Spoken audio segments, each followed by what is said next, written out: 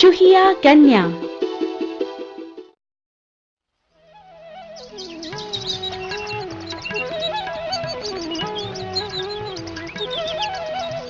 गंगा नदी के किनारे अनेक साधु संत रहते थे। उनका नेता एक ज्ञानी पुरुष था। उसमें अनेक अद्भुत शक्तियां थी।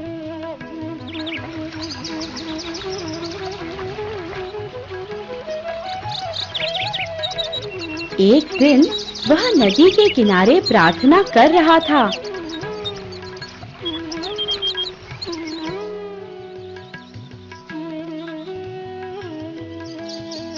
तभी एक नन्ही चूहिया एक बाज की चोंच से नीचे गिर पड़ी।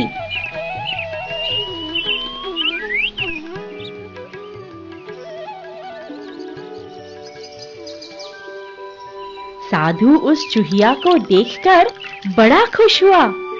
उसकी कोई संतान नहीं थी, इसलिए साधु ने उसे एक छोटी लड़की में बदल देने का निश्चय किया।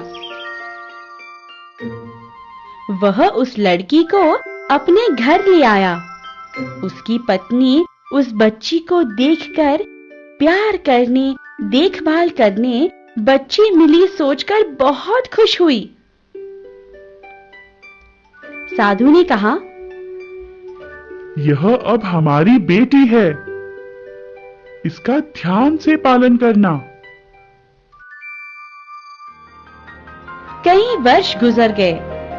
चूहिया बच्ची बड़ी होकर एक सुंदर कन्या बनी। उसके माँ बाप ने निश्चय किया कि अब उस लड़की का ब्याह करने का समय आ गया है। वे उसका ब्याह संसार के सबसे महान आदमी के साथ करना चाहते थे। पहले साधु ने सूर्य को बुलाया।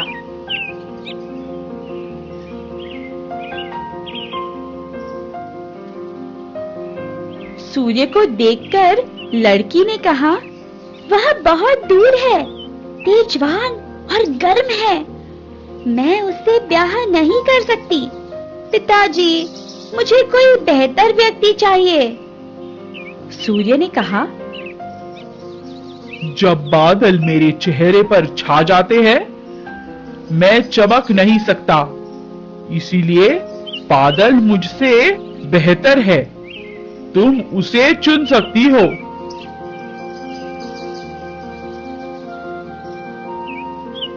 तो अब बादल को बुलाया गया।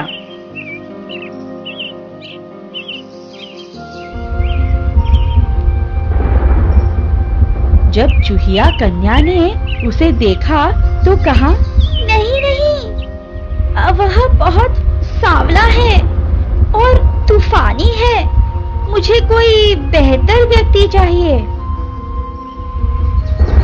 बादल ने फिर कहा, पवन जब चाहे बहता है, वह मुझसे महान है। पवन को बुलाया गया। वह साए साए साए करता हुआ आया। उससे लड़की भयभीत हुई और उसने उसका हाथ पकड़ने से भी इनकार किया। परंतु पवन ने स्वीकार किया कि वह पहाड़ जितना तो बलवान नहीं है। जितना भी प्रयास करे, वह उसे हिला नहीं सकता।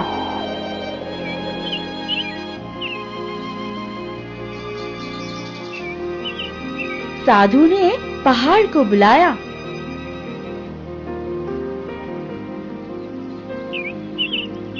वह बहुत बड़ा और खुरदरा कहकर लड़की ने इनकार कर दिया।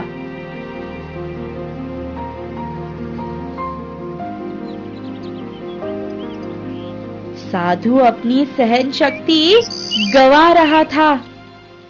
उसने अपने दोनों हाथ हवा में हिलाए। ओह, शक्तिशाली पहाड़, मुझे जल्दी बताओ कि तुमसे महान कोई है?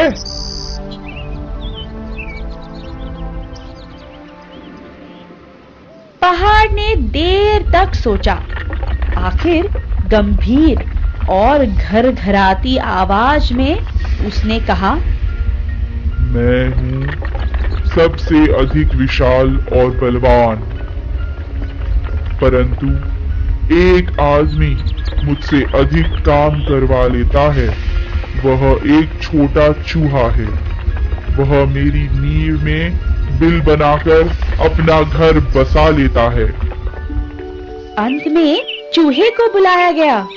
जब लड़की ने उसे देखा तो वह खिल खिल कर हंसी।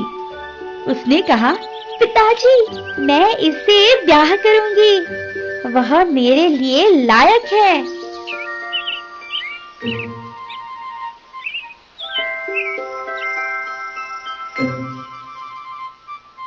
तो साधु ने बेटी को फिर चूहे में बदल दिया।